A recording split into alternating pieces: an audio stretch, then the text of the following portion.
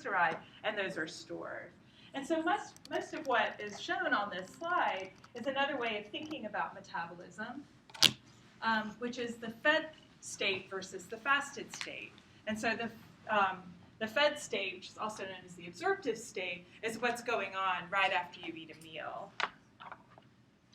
And not everything up here, but most everything up here is a fed state process. Okay. Making of glucose isn't, for example. Okay, so how do the cells that are using things like glucose and amino acids take them up? I'm not going to really talk about that because the process in cells is not so different from the processes that we talked about in the kidney and in the epithelial lining of the small intestine, where you need transport proteins in order to take up these hydrophobic molecules, glucose and amino acids. But fats are a little more complicated, so I am going to talk about that, and that's in the next slide.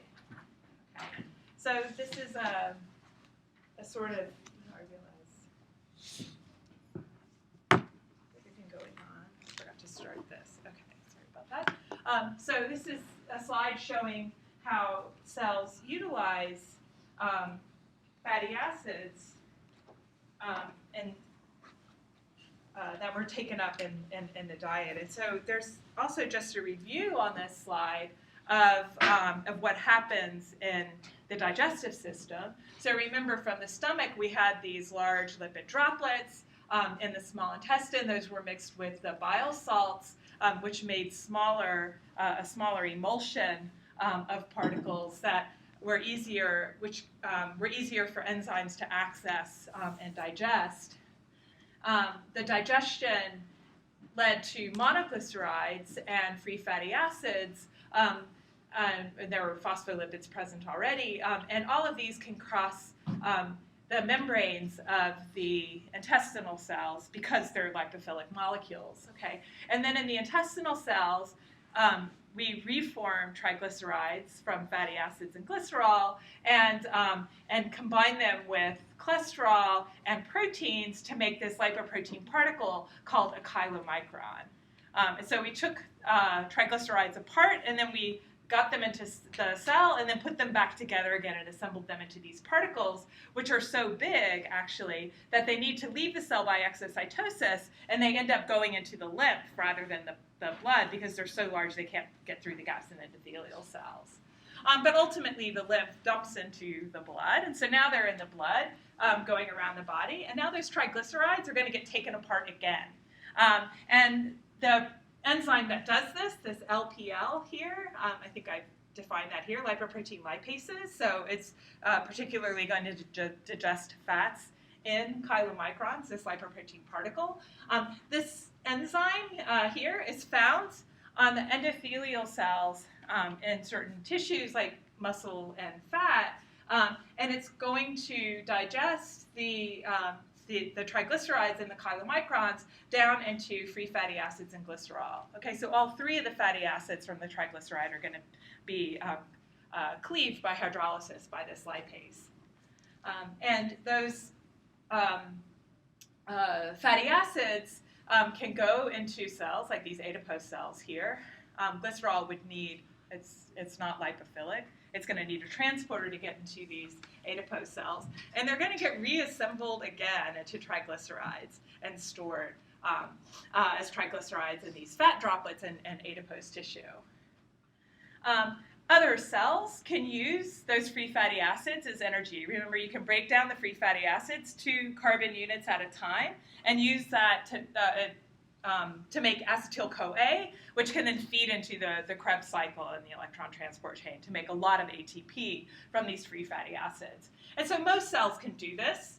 The brain is special. The brain, free fatty acids cannot cross the blood-brain barrier, and so they can't, the brain can't use free fatty acids as an energy source. Okay, so what happens to the rest of the chylomicron?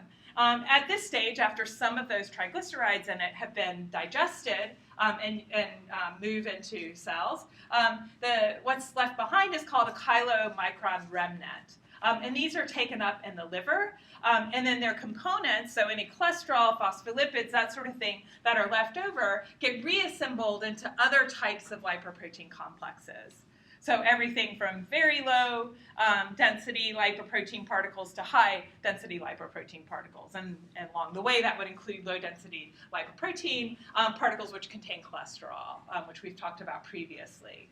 And so the LDL cholesterol leaves, these particles leave the liver, and they can be used by cells. And the way that cells use the components of these LDL particles is they use receptor-mediated endocytosis to take up the LDL particle. And they can use the contents like cholesterol, which is an important membrane component, for example, but also fatty acids that are located in there, and so on. And you studied this RME process in Intro to Bio, so I think you know about the LDL receptor that most cells have, and that allows them to take up these particles. Right, what else did I want to say here? I think that's basically it. There might be some excess of components, like cholesterol, for example, that were taken up in the chylomicron remnants, and also HDL cholesterol, which is taken up by the liver. And that cholesterol can be made into bile salts, and if there's excess of bile salts, they don't all get taken up in the ileum of the small intestine to be recycled. Some of them get excreted in the feces. Okay, so that's a way to get rid of cholesterol, excess cholesterol from the body.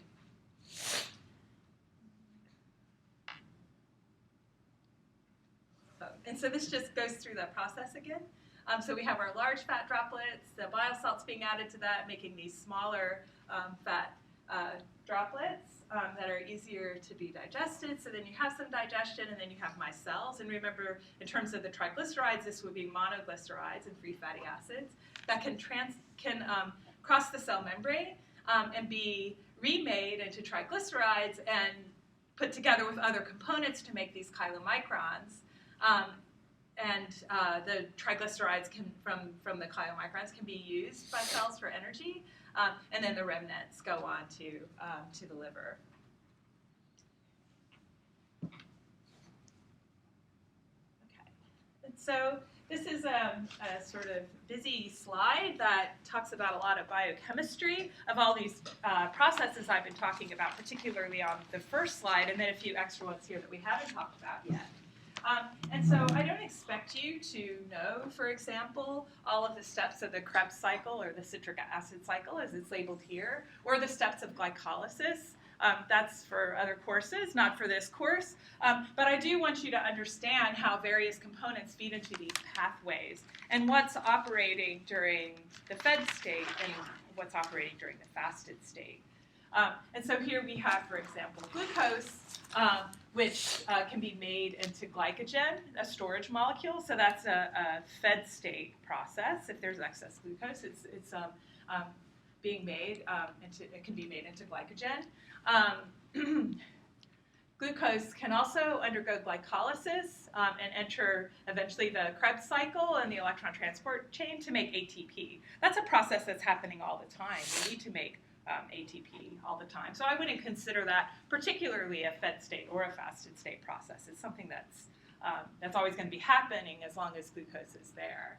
And for the brain, that's really important that glucose is always there so that it can make the ATP that it needs, since it can't use fatty acids.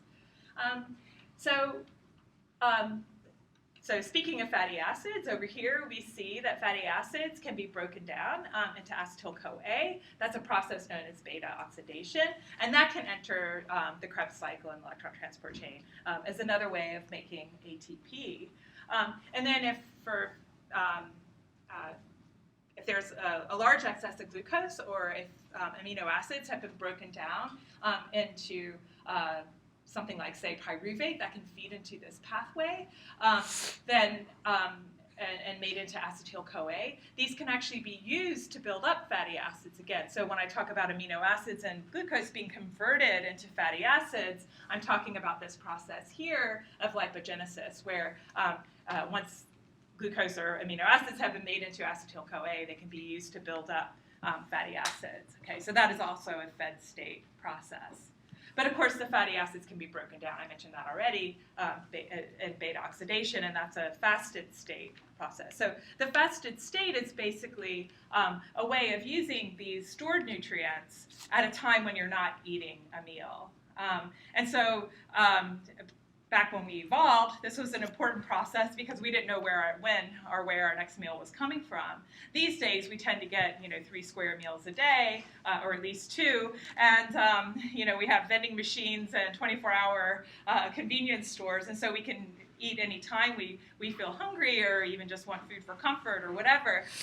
But overnight, when we're sleeping, and maybe even sometime before that, we're not eating at all. So every night we go through this fasted state as well. So this utilization of these storage molecules is important to us even today when we're eating more regularly than we evolved to do.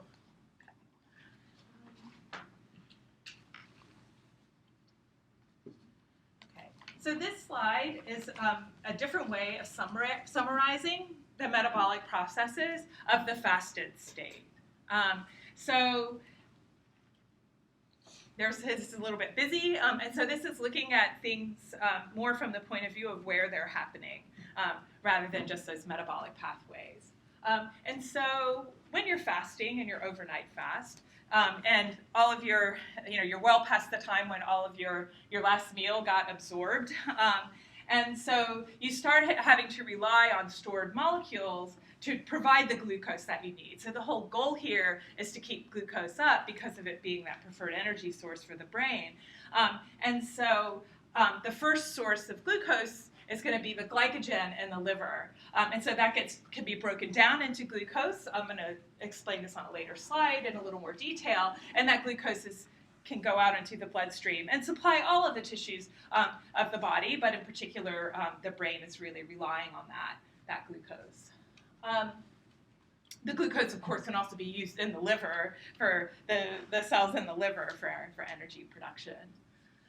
So our livers tend to store about 4 to 5 hours worth of glycogen, and most of us leave more than 4 to 5 hours between our meals in the overnight fast that we do every day. Okay, so we're going to run out of glucose, so we need other ways of having energy for ourselves and perhaps also bringing glucose levels up. So first I'll talk about triglycerides and how they're used. And so this isn't really so much to make new glucose, but to have another energy source. So triglycerides stored in this adipose cell here are broken down. The free fatty acids can be used by most tissues to undergo that beta oxidation process I just mentioned to make a lot of ATP. But remember, importantly, the brain can't do that. But what can happen with the brain is that the liver breaks down by beta oxidation those free fatty acids. And sometimes, if this is the only energy source, it's breaking the fatty acids down so fast that it's making too much acetyl-CoA to feed into the Krebs cycle. So the Krebs cycle is some step there is limiting in some way, and so you have all this excess acetyl-CoA. And that's made into something called ketone bodies, which I'll show you in a later slide, but basically what I want to point out here is those can be used by the brain as an energy source. So the free fatty acids can't cross the blood-brain barrier, but ketone bodies can, and they're a source of energy for the brain at times where you're relying just on these triglyceride stores after that glycogen is gone. But another thing that can happen is that muscle proteins are broken down. And so muscle proteins are broken down into amino acids, and these can be converted into pyruvate or lactate, some of them anyway. And another source of pyruvate and lactate is glycogen. And these can be used by the liver in this process called gluconeogenesis, which is the making of new glucose. Okay? And I'll explain all of these fasted state processes in upcoming slides. I do want to point out here, muscle glycogen, unlike liver glycogen, can't be made into glucose that just immediately goes out into the bloodstream, okay? And this is because the muscle lacks an enzyme for taking a phosphate off of glucose, which is the immediate breakdown product of glycogen. And so this glucose with a phosphate on it is stuck in the cell, and it can't leave. So it has to be metabolized in the muscle cell into something that can be used by the liver. So in this case, pyruvate or lactate, which can be used in gluconeogenesis to make sugar in the liver that gets put out into the bloodstream. Remember, our goal here is to keep blood sugar up. So this is this process, glycogenolysis, the lysis of glycogen. So that's going to require, it's not always shown here, we don't balance equations in biology, but it's going to involve water to split a bond. And the enzyme involved here is called phosphorylase. And it also involves an inorganic phosphate, which is why this glucose has a phosphate on it when glycogen is broken down rather than just straight glucose. Okay. So in muscles, so this happens in liver and in muscle and any other tissue that has glycogen. Other tissues have a small amount of glycogen, but the main stores are liver and muscle. And so glucose 6-phosphate has to stay in that cell. It can't leave the cell. There's no transporter for glucose 6-phosphate. And so it could, in this slide, it's showing that it undergoes glycolysis, which is used for ATP production, but that's also producing pyruvate at the end, which can leave the cell and go to the liver if it's not entering the Krebs cycle and doing those processes. So it just depends on the situation. But importantly, in the liver, we have this enzyme, the glucose 6-phosphatase, which is going to take that phosphate off and give us just straight up glucose. And there is a transporter in the liver for glucose. And so in the liver, glycogen can be broken down into glucose, which can be used to elevate blood glucose levels back to their normal levels.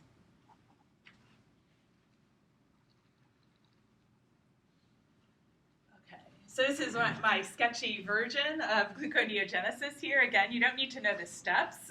If you're curious, it's basically glycolysis in reverse. And I mean that literally for 8 out of 10 of the reactions. It is just the same enzyme working the other way because conditions are favoring that enzyme working the other way. Various other products can feed into this. So we aren't always just starting with pyruvate, which is the end product of glycolysis. Some amino acids can be broken down into pyruvate, but they can also be broken down into other molecules that are found along this pathway. Glycerol can enter this pathway. So if triglycerides are broken down, we get 1-glycerol, 3 free fatty acids. That glycerol can be used to make new glucose. That's what gluconeogenesis means. Lactate can be converted into pyruvate and used in this process. And so the end product is glucose 6-phosphate, and in the liver and also the kidney, that can be converted to glucose and made to, particularly the liver, made to increase blood sugar. What about free fatty acids? So they actually can't enter this process. So free fatty acids can't be used to raise glucose levels. They can't be used in this process of gluconeogenesis.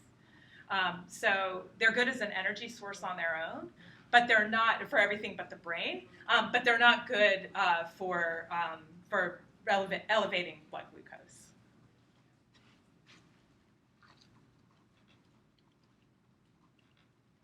Okay, and so I mentioned ketogenesis, which is the result of beta oxidation in the liver happening so fast that you have this excess of acetyl-CoA that's being produced too fast for the Krebs cycle or the citric acid cycle. And so what happens is that this acetyl-CoA gets converted into these so-called ketone bodies.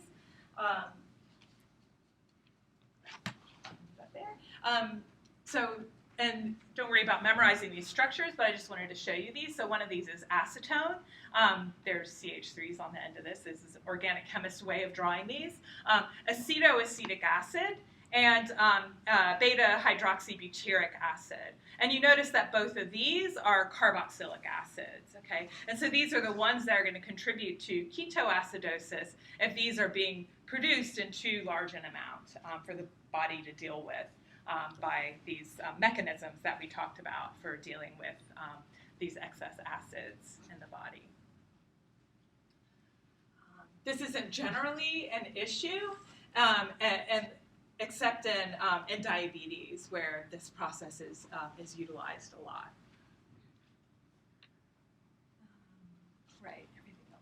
it there?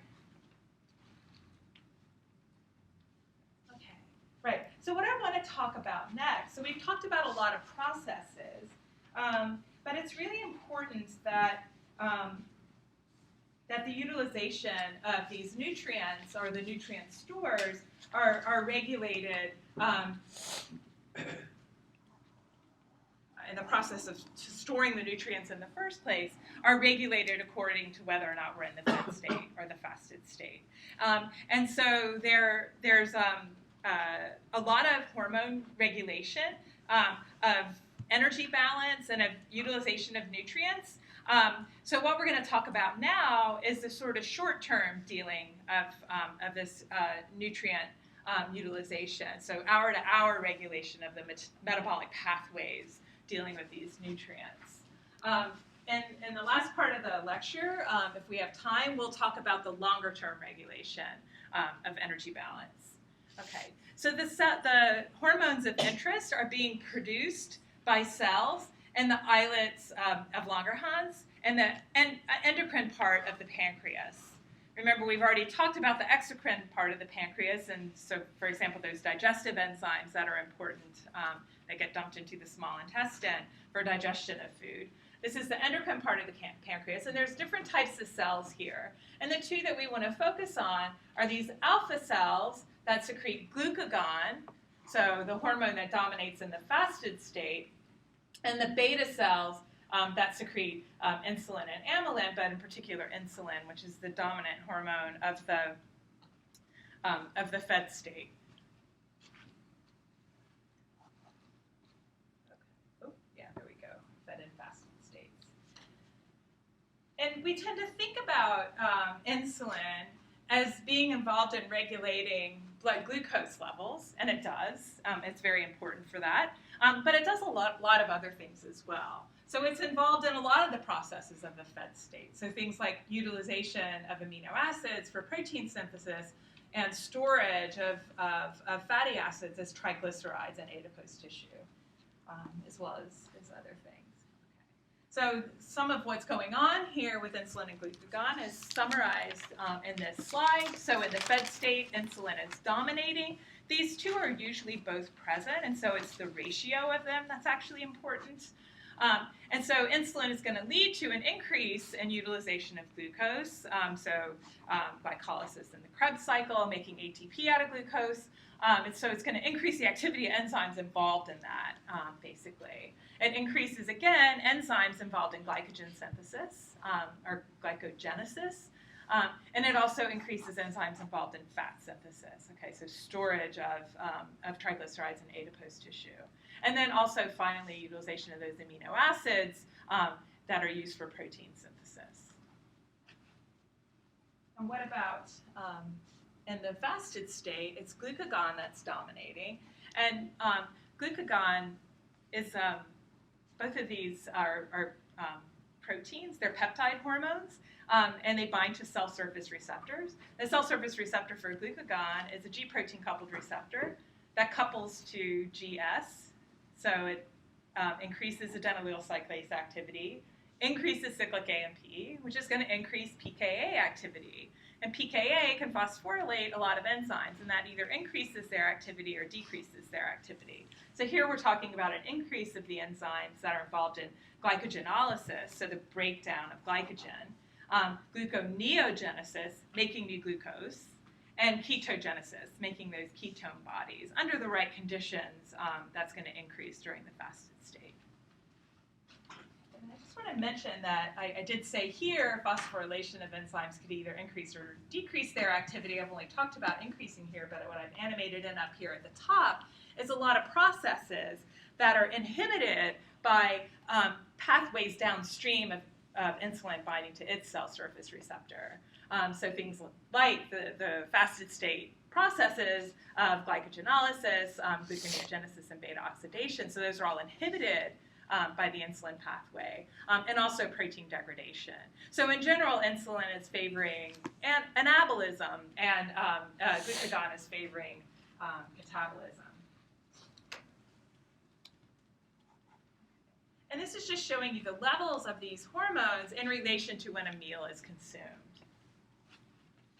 So even before blood glucose is going up very much, insulin is being secreted. So this sort of shaded area here is the period during which the person whose blood is being drawn ate their meal. And you can see you get this increase in insulin during and right after the meals, where the peak is. Okay, and then it gradually lowers again. Whereas glucagon decreases upon the eating of the meal until it gets down to really low levels here, like about an hour or two after the meal. And then these are glucose levels themselves. So once insulin increased, glucose levels start dropping. And I'm going to explain how that works in a few slides, although I imagine some of you are already aware of that since that was something we taught in intro bio. Okay. So I just wanted to have a few slides telling you how insulin is made and how it's secreted. So this is pre-pro insulin here. So this is a signal peptide, this little green thing here at the end. So the first thing that's going to happen is this protein is being made, is it's getting inserted into the ER because it's going to get secreted. And then very early on, that signal peptide is going to be removed. Actually, I shouldn't have drawn these. I just copied this image and added the green thing. These disulfide bonds shouldn't actually be here yet. So that's going to happen in the ER, but whatever, I should have fixed that. But okay. So the first thing that happens is removal of the signal peptide in the ER, then these disulfide bonds are going to be made, and then it's going to make its way through the Golgi and then into vesicles where it's going to be stored until the signal comes for it to be secreted. And this further processing into these two polypeptides here that originally came from this single chain, right? The further processing into active insulin and the C-peptide actually happens in the vesicles, in these storage vesicles. So when insulin gets secreted, the C-peptide gets secreted as well. Remember, this is happening in beta cells. And in beta cells, one of the signals for secretion of insulin from fusion of these vesicles is an increase in blood glucose. So beta cells express a type of GLUT transporter that's always there on the membrane. And so if you have high levels of glucose, glucose is going to go into the cell. And you know, if there's a lot of glucose around, then ATP is going to be made. So there's higher levels than in low glucose conditions of ATP. And so there's a potassium channel in these beta cells that bind to ATP. When they're bound to ATP, the channel closes. Okay? And so remember, most cells are permeable to potassium, more permeable to potassium than anything else. And now we're decreasing potassium permeability. And so that leads to depolarization of the cell. And that opens these voltage-gated calcium channels here. And just like other cells that we've talked about, calcium is really low in beta cells. It's high in the ECF. And so calcium is going to move into the cell. And that triggers the fusion of these insulin-containing vesicles, insulin and C-peptide, I should say, containing vesicles, so that those contents get released and ultimately go into the bloodstream. And I like this example of secretion because a beta cell isn't a neuron and it isn't a muscle, but it's electrically active. It becomes depolarized, and that's a signal for secretion in these cells. And this was actually the first example that researchers found of a cell that uses electrical signaling that isn't a neuron or a muscle cell. It also brings us back to things that we studied at the very beginning of the semester. So the fact that closing this potassium channel is going to lead to depolarization of the cell.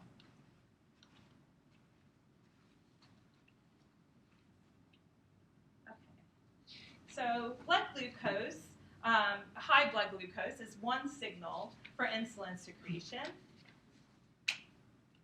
What are other signals? Is that the only thing? So I'm telling you, it regulates all these other things related to fats and proteins. And so what are some other signals for insulin secretion? And so that's what this slide is outlining. So even before glucose is absorbed in the small intestine and increases blood glucose levels, insulin is being secreted. And so two important signals here. One is distension of the GI tract, which is going to lead to so sensory signals as part of that enteric nervous system are going to feed back into the central nervous system, increasing parasympathetic output, which acts directly on these beta cells to lead to secretion of insulin.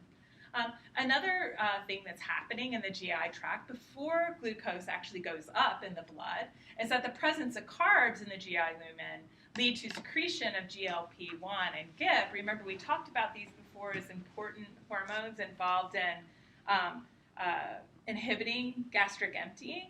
Well, and I think I even mentioned on that slide that they're also important in insulin secretion. So again, they act directly on beta cells to lead to secretion of insulin. And then finally, we have those absorbed nutrients, like this increase in blood glucose that leads to secretion of insulin, and also amino acids in the blood lead to secretion of insulin. So it isn't just blood glucose that's important here. It's sort of what I'm trying to emphasize here. So another thing is that the sympathetic nervous system can inhibit insulin secretion. Okay? And it actually activates gluconeogenesis. So this is going to be a fasted state process, inhibiting insulin, activating gluconeogenesis.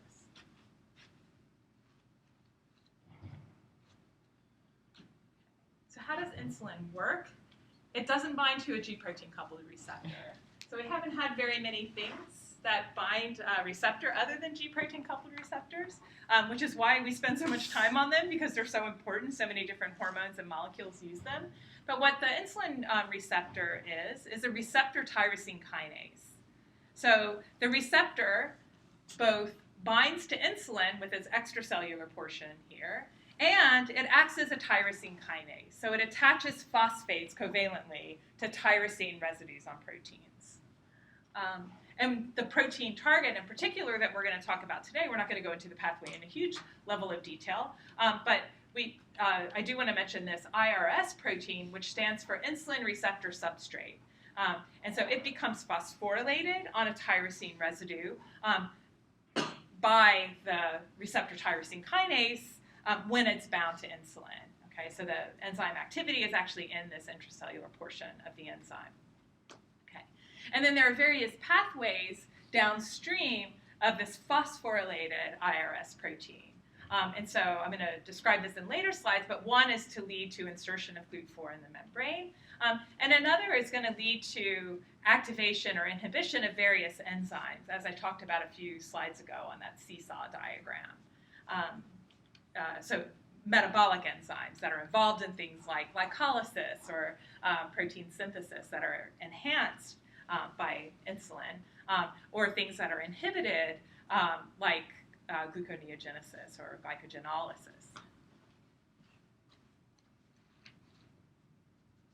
Okay, so this is illustrating how insulin leads to insertion of that GLUT4 transporter in cells that are insulin sensitive for glucose uptake. And so in particular, these aren't the only cells, but these are the cells we're talking about here. So adipose tissue and resting skeletal muscle, non-exercising skeletal muscle.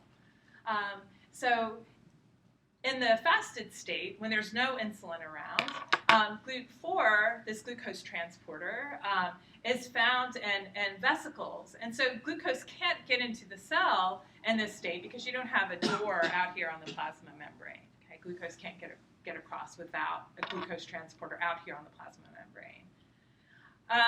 But then what happens downstream of insulin binding its receptor and that IRS phosphorylation is that the fusion of these vesicles containing GLUT4 is activated. And so now we have GLUT4 in the plasma membrane, and that's going to allow glucose, remember we're talking about the fed state now when insulin is around, so glucose is going to be higher out here in the ECF, which is, remember, the interstitial fluid is exchanging with the plasma all the time through the capillaries. And so glucose is going to move, it's higher on the outside than on the inside, and it's going to move into the cell. And in order to allow even more glucose to be taken up, the cells have an enzyme that add a phosphate to glucose. And so this is no longer recognized in that gradient as being glucose. It's glucose 6-phosphate now, right? And so glucose is going to keep coming into the cell because it's perceiving low glucose in the cell, okay? So, and as glucose comes in, it gets phosphorylated, right? And that phosphorylated product is what directly enters glycolysis, right? First step of glycolysis, basically, okay? So, so that's a way to get even more glucose into the cell by keeping glucose levels low in the cell by converting it immediately into glucose 6-phosphate. Okay. Oh, right, okay. It looked too similar to the last slide. About that. So liver cells are insulin sensitive, but their mechanism of increase of glucose transport is quite different from what we just looked at in adipose tissue and resting skeletal muscle. So liver cells have a type of glucose transporter called GLUT2, which is similar to what we saw on the basolateral membrane of kidney tubule cells and intestinal cells, where it's a passive transport process. So we're talking about a permease or a carrier transport protein, not an active transporter. But that's what liver cells express as well. So it's constitutively on the plasma membrane. So it doesn't need insulin to put it there.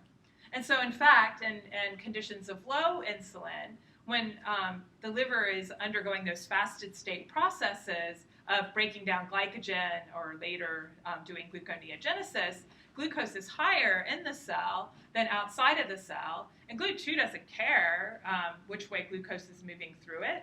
It can move it either way. It's the specific conditions that are happening that determine which way glucose is going to move. Glucose is always going to move through GLUT2 down its concentration gradient. So here it's going to be moving out into the ECF and then ultimately into the blood to elevate blood glucose levels. Remember, we're talking fasted state here. Okay. So then what happens when insulin comes along in conditions of high glucose? It binds to its receptor. And what happens here is that in liver cells only, the pathway is going to lead to the activation of that enzyme that attaches the phosphate to glucose. Okay? In other cells, that's just happening constitutively. In liver cells, it's regulated by insulin. It's upregulated by insulin. Okay? And so glucose moves through the GLUT2 transporter in the opposite direction than it did here, because now glucose is higher on the outside than on the inside, so it's going to come into the cell. And even more is going to come in because you've activated this hexokinase, so something that attaches a phosphate to a hexose, a 6-carbon sugar. Just as we saw in the other cells, we're keeping glucose low so we can bring more and more in by converting it to glucose 6-phosphate.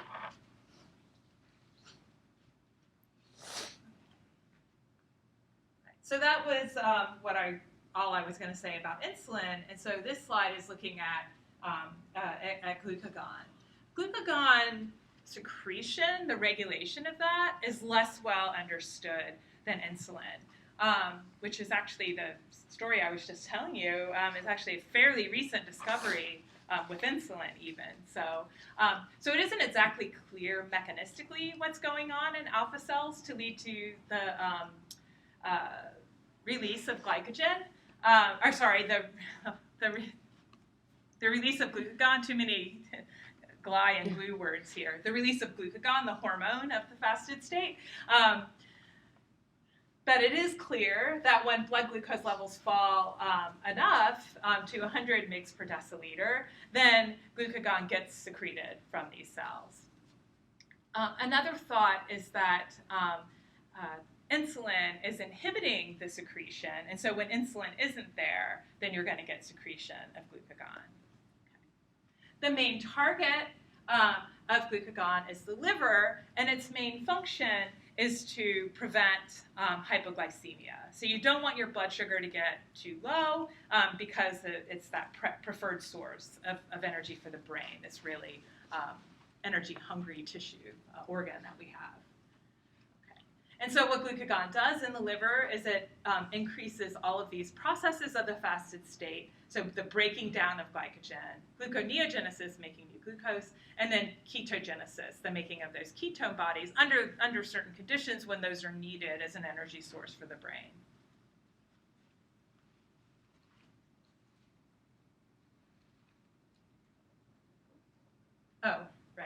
another signal, I just animated on there, is kind of maybe counterintuitive. So increased amino acids in the plasma also leads to glucagon secretion. And why is that? So if you had a meal that was only protein, what would happen to your blood glucose levels if you're ignoring glucagon for right now? Remember, amino acids in the bloodstream is a signal for insulin secretion. So insulin would be secreted, and your blood glucose levels would drop. But you haven't done anything to increase them, right? So it would cause hypoglycemia if glucagon wasn't co-secreted to prevent that hypoglycemia from happening under those special conditions when you have a meal that doesn't have any starch or sugar in it, but does have proteins in it.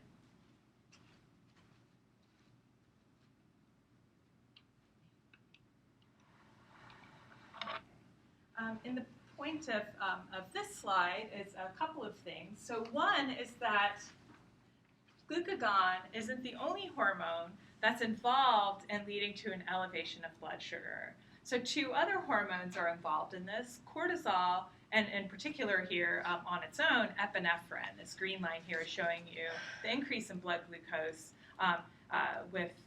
after epinephrine release looking over time. Okay? So cortisol and epinephrine are stress hormones. And the other thing that I want to illustrate with these hormones is that together with glucagon, you get this synergy. And so you get a secretion of, you get an increase in blood glucose that's greater than the sum of the individual effects. So cortisol is barely having an effect at all down here, right? But if you're adding it up here together with glucagon and epinephrine, it's really, really increasing blood glucose. Okay. So glucagon isn't the only signal, and these other signals, these stress signals, can synergize with glucagon to lead to even higher levels of blood glucose in conditions of stress when epinephrine, remember that fight or flight hormone, and cortisol are released. Okay. So I've told you what the roles of insulin and glucagon are. Now I want to talk a little bit about what's going on when something goes wrong with this homeostasis. And this is basically what happens in the disease known as diabetes mellitus.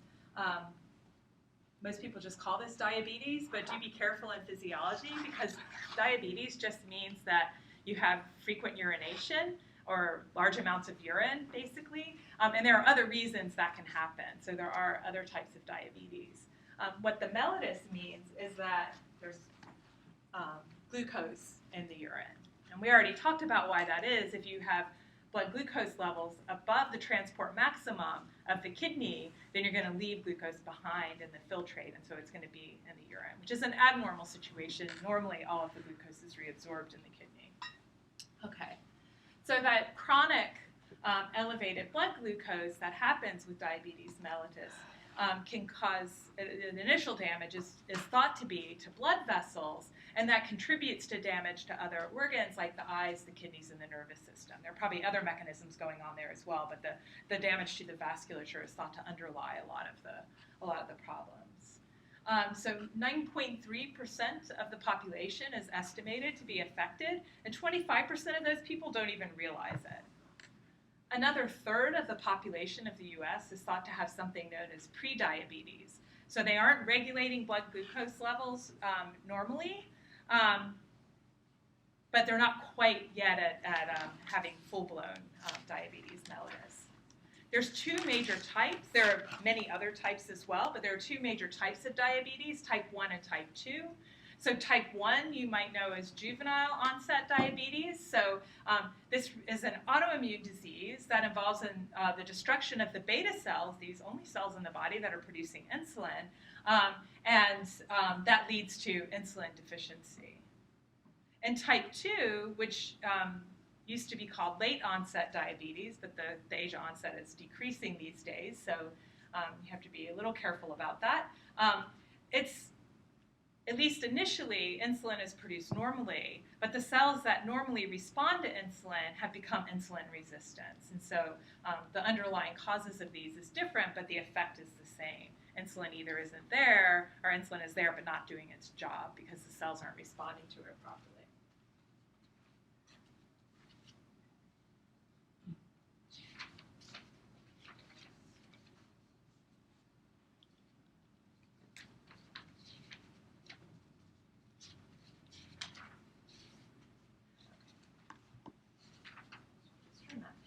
Right, so how is it diagnosed? So one test is to look at fasting levels of blood glucose. So after an overnight fast, before you've had breakfast or anything, you get a blood sample taken at the clinic, and the levels of glucose are measured in that.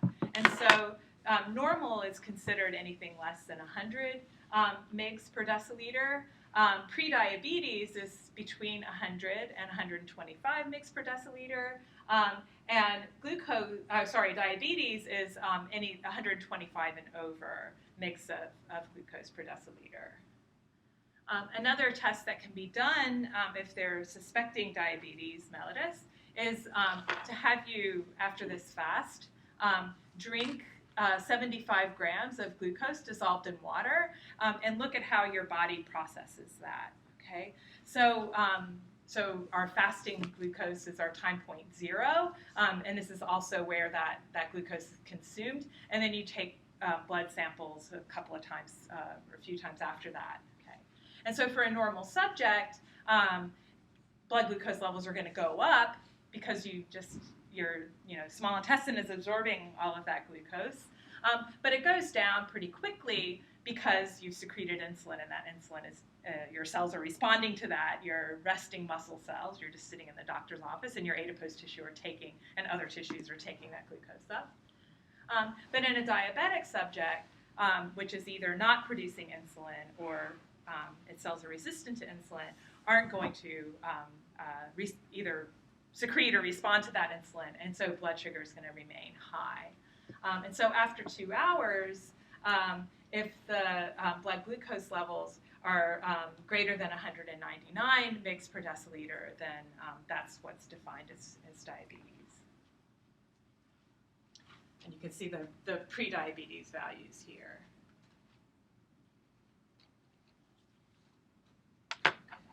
And so the next couple of slides are going to show you what goes wrong with metabolism due to untreated type 1 diabetes. Type 1 diabetes is normally more extreme than type 2 diabetes, because in type 2 diabetes, there's usually at least some response left to insulin, and so the effects aren't always as great as they are for type 1. Okay, so someone who has type 1, untreated type 1 diabetes is going to digest and absorb the nutrients in a meal normally. And so at that stage, everything is the same as somebody who is unaffected by type 1 diabetes or any diabetes. Okay. But what happens after that? The uptake of nutrient, or the utilization of nutrients in cells is going to be different. It's going to go wrong. And basically what happens is that because you aren't secreting insulin, then these cells are a lot of different cells in the body are perceiving that you're in a state of starvation. They're perceiving that you're in the fasted state. Okay? And so glucagon is actually going to be secreted. And you're going to have increases in processes like glycogenolysis and gluconeogenesis, which are going to add to the blood glucose, making it even making the glucose levels even higher, right? And so the reason for that is that the alpha cells in the pancreas need insulin to take up glucose and to know that there's a high level of glucose outside. Okay, so they're perceiving starvation conditions. The satiety center in the brain is also perceiving starvation conditions, because again, it relies on insulin for glucose uptake, and so it can't tell without insulin that glucose levels are high. And this leads to something called polyphagia, which is basically just hunger and eating all the time. In spite of this, an untreated type 1 diabetic patient is going to be losing a lot of weight because in that fasted state, triglycerides and proteins are going to be broken down. Because amino acids and free fatty acids can be used as energy sources, right? They can be used as a way to both make glucose, but also to make ATP. Okay, so you're breaking down the tissue, the various tissues that contribute to our weight in this disease if it's left untreated. Because you're breaking down these fatty acids, you can get this ketogenesis happening in the liver, and it can lead to ketoacidosis because this perception of starvation is leading to the breakdown of a lot of fats, okay? And so you're going to have a lot of ketone production. And so there's a risk of ketoacidosis.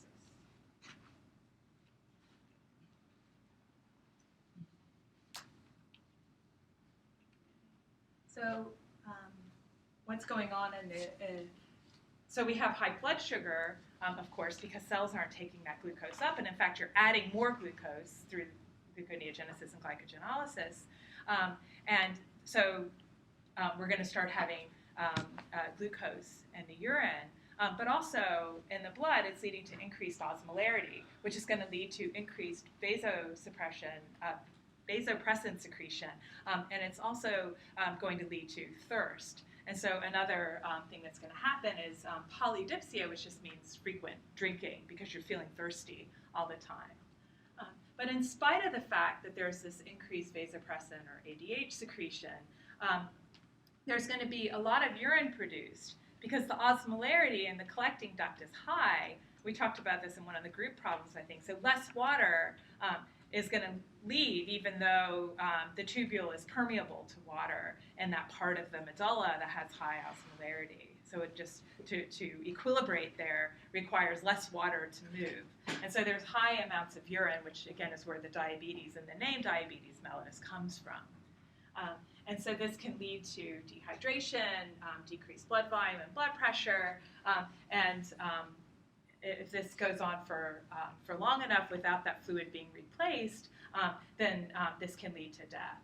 Okay. I think I've hit all the points here that I wanted to.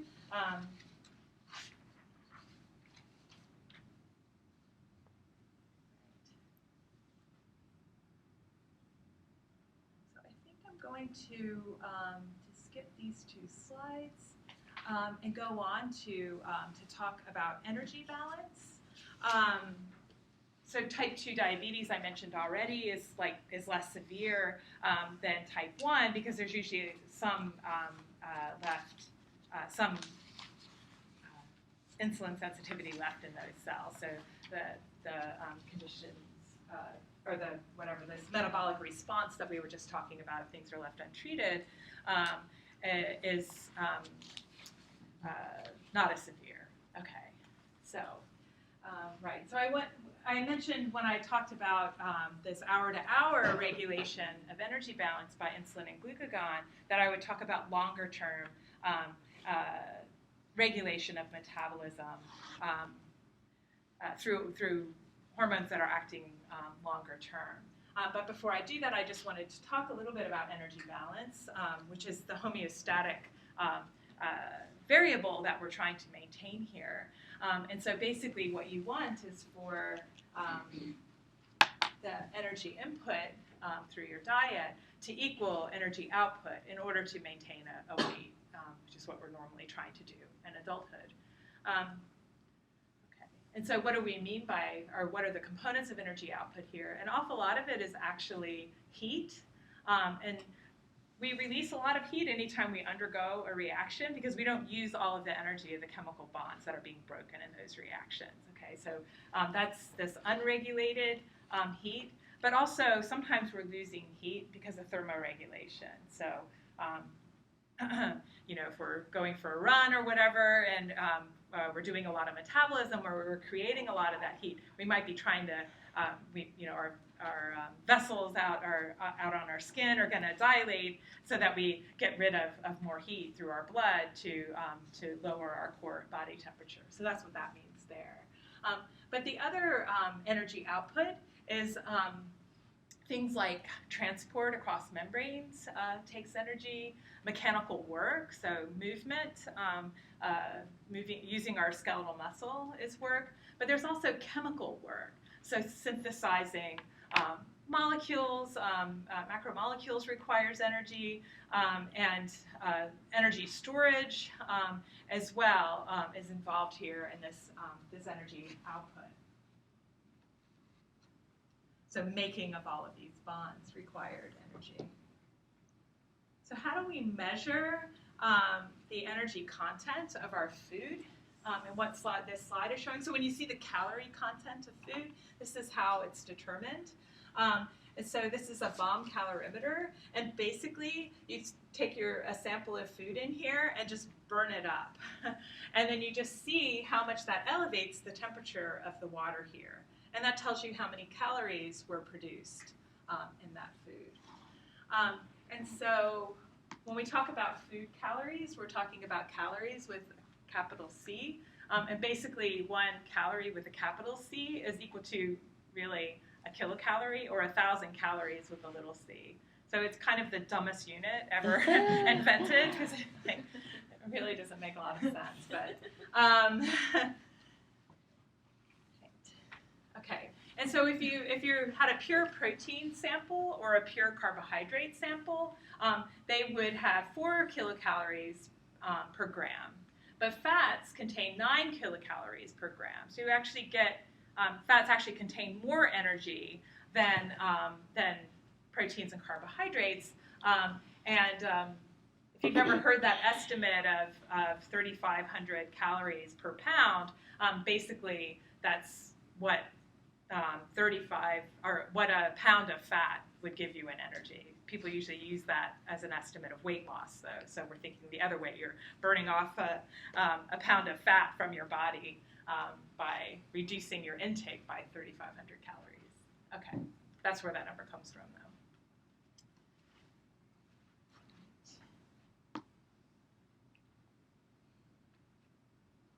Oh, there was a question there, sorry. So why is this an overestimate of the energy content of food? Basically, our digestive system tries to uptake all of the nutrients in food, but it isn't 100% possible, because some of the molecules in food we can't take up. So things like fiber that don't get digested down into monosaccharides can't be taken up, for example. So that's going to be where some of the calories that you estimate here, because they do burn up when you just burn them, aren't going to be taken up in our body. Right. So so we want to match the energy of our food intake with our energy output. So how do we estimate how much energy output we're having? And so this slide is just talking about factors that influence that. So your age and your sex are going to influence that. Males have a higher basal metabolic rate than females, mostly because men have a higher percentage of muscle than females do. And muscle is more metabolically active than fat, for example. So men have a higher metabolic rate than females. And as you get older, your metabolic rate goes down. So lean muscle mass, which was already mentioned up here, is important. That can obviously vary between 2 females as well, or 2 males. So it's not just between males and females. Activity level is important, obviously. If you move more, you're burning more calories, so that's going to be important. Your diet, and so I am talking about output here, not just not input. So as you're breaking down food, you're actually creating heat. So this is diet-induced thermogenesis. And so there is an energy cost to eating and digesting the food and taking it up.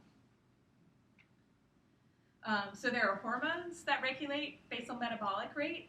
One of the most important ones is the thyroid hormone, but also epinephrine and norepinephrine are involved in that, and usually a shorter term basis. And then genetics as well. You always hear, people say that, their genetics are contributing to having a high metabolic rate or something. There's probably not a huge variation there, but there's definitely some variation between humans, and very rarely outliers to a sort of spread, a narrow spread of metabolic rates amongst people, all other things being equal. So if you want to estimate, please don't memorize these equations, but if you do want to estimate your own energy output per day, then you can use equations like this that take into account either your sex here with a little fudge factor, and this also takes into account your height and age. And then here where you're using if you happen to know your muscle mass, your percent muscle mass, you can use that to get a more accurate estimate of your energy output. This is before taking into account how much you exercise. So a lot of times you hear numbers like,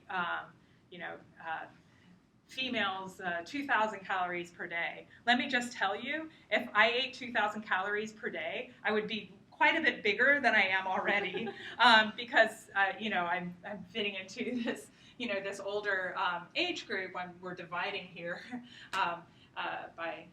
by age, and so I can only eat probably fewer than 1,500 to maintain my weight, and I exercise quite a lot. So so this tries to get more accurate than just a single number for males and females.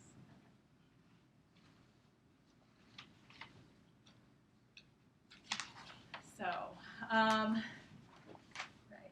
So, at the very beginning of the semester, we made a list of homeostatically regulated variables. And on that list, we included weight. And it's a little bit controversial whether or not weight is actually a homeostatic regulated variable. But I think most people agree now that to some extent it is. It just might allow a bigger variation than something like blood glucose levels. And it also seems to, remember when we talked about homeostatically regulated variables, we talked about the fact that, that you have your set point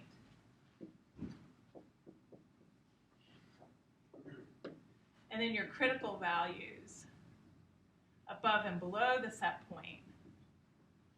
So our critical values. And that homeostasis doesn't involve staying exactly at the set point, but a sort of oscillation between the critical values. And so the idea that some people have about weight is that either the set point easily changes or this lower underweight value is defended more than this upper critical value. So it's easier to end up being overweight than it is to being underweight. Okay? And so all of this is of huge interest, particularly given the rising levels of obesity in the Western world. But it's still not completely understood yet. Okay. So, what we do know is that we have centers in the brain, particularly in the hypothalamus, but other areas as well, that are involved in creating this sensation of hunger or feeling full. And obviously that's going to have some influence on whether or not we want to eat and take in more calories, right? So this is going to be very involved in that homeostasis of weight. Okay, and so there are going to be signals produced, and a lot of these are going to be coming from the gastrointestinal system, but not all of them come from gastrointestinal system. So one thing your body might want to know, we don't actually have receptors for weight specifically, but if fat secretes a molecule, presumably you get more of that if you have more fat and less of that if you have less fat, right? And so that's a way that you can have input from the amount of fat tissue into things like hunger and satiety. So there's two theories around about how homeostasis might work. One is glucostatic, and the other one is lipostatic. And so the idea here is that the hormones involved in glucose metabolism are going to act on the hypothalamus to regulate food intake. So when the blood glucose levels themselves, possibly as well. So when blood glucose level decreases, then the satiety center is suppressed. That doesn't. Oh yeah, is suppressed, and the feeding center is dominant, right? If your blood glucose is low, you want to eat, right? Okay. The lipostatic theory basically says that a signal from the fat stores is activating the satiety center, making you feel full, so that you don't want to eat as much. Okay. And it turns out that probably both of these are true, because there are definitely inputs from insulin, for example, which you'll see in the next slide, but also signals from fat that are regulating satiety and hunger. And this is a complicated slide, but I'm going to try to take you through this in the last 5 minutes of class. So this is regions of the hypothalamus we're talking about here, and really important what are considered first-order neurons for hunger and satiety in the hypothalamus are these AGRP. The abbreviations are defined over there. I would give you these abbreviations on an exam, so don't worry about that. So these AGRP and MPY neurons, and then the POMC CART neurons, and both of these are in a region of the hypothalamus called the arcuate nucleus. And so what these names refer to are the types of molecules that are made and secreted from the axon terminals of these neurons. So MPY, which I'm going to talk about in particular, is something that stimulates food intake. Okay, so it's a really strong stimulator of food intake. Whereas a signal coming from the POMC CART neurons, alpha MSH, is going to be an appetite suppressant. Okay. So what activates these two regions in order to lead to increased food intake or decreased food intake?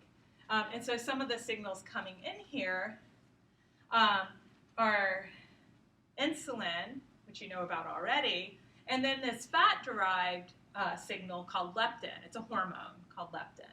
And then CCK, remember cholecystokinin? It's produced in the gut, but it's also produced in the brain. It's not exactly sure in this particular situation if that's coming from the gut or only coming from the brain. But these, all of these signals activate the POMC alpha MSH producing neurons that are going to lead to a decrease in food intake. And they're inhibiting the MPY neurons to decrease release of this this hormone, or neurotransmitter that activates food intake. Another important signal that's going to feed in to these MPY cells is to increase hunger is something called ghrelin. So ghrelin is produced by cells in the stomach. So remember those gastric glands that are making all sorts of things involved in secretion of gastric acid and that sort of thing, and hormones that are involved in activating that process, hormones and paracrines. Some of those cells in the gastric gland, different cells than the ones that we talked about, release this hormone called ghrelin. And ghrelin acts to stimulate secretion of MPY. So ghrelin is being released by the stomach in the fasted state. Okay, so when the stomach is empty, ghrelin is a large reason why you feel hungry. Okay. Notice these signals are all increasing satiety, but ghrelin is increasing hunger. Okay, so these arcuate nucleus neurons are not acting directly on food intake, but instead they're acting on a second tier of neurons in the hypothalamus neurons in an area called the PVN for paraventricular nucleus, and the LHA for the lateral hypothalamic area. And so these LHA neurons, when they're activated, are going to increase food intake, and the PVN neurons are going to decrease food intake. And so maybe not surprisingly, based on what I told you here about what MPI and alpha MSH do, when the POMC neurons get stimulated to secrete alpha MSH, it acts positively on these PVN neurons and negatively on these LHA neurons. Okay? But when MPY is stimulated, say for example by ghrelin, to secrete MPY, it's going to act negatively on PVN, so it's going to prevent this satiety feeling, and it's going to activate the LHA neurons to increase food intake.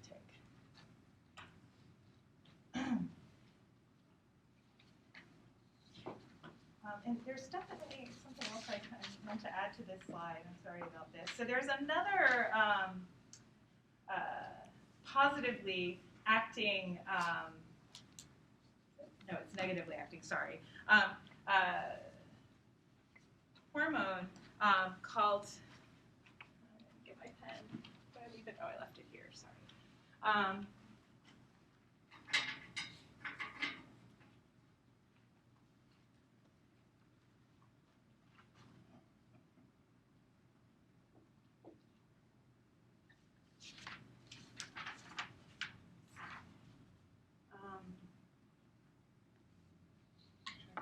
Yeah, PPY. And so that acts, I meant to add that to the slide, sorry about that. That acts negatively on these MPY, AGRP MPY neurons to lead to suppressant of the appetite. It's another signal that's coming from the gastrointestinal tract, okay? Whereas insulin's coming from the pancreas, of course, and leptin is coming from the fat stores. So how is it that we manage to end up having a problem with obesity if our fat stores, for example, are secreting leptin, which should be suppressing appetite? So one idea might be that if you have chronic, if you're overweight or obese chronically, then maybe you don't secrete leptin anymore. But when they've looked at leptin levels in people who have obesity, they find that leptin levels are high. So instead, what's thought to be going on is that they've become leptin resistant in a similar way that type 2 diabetics have become insulin resistant. Okay? So the cells that should be responding to leptin aren't responding properly, and so you don't get this appetite suppressing effect that you should get from having high levels of fat stores and high levels of leptin. Okay. So I'm going to stop there. I've put up the individual assignment already for the case study on Thursday. Which, if you've looked at that, it's going to be about diabetes, which is why I felt okay skipping those few slides, because we're going to talk about that a lot on Thursday.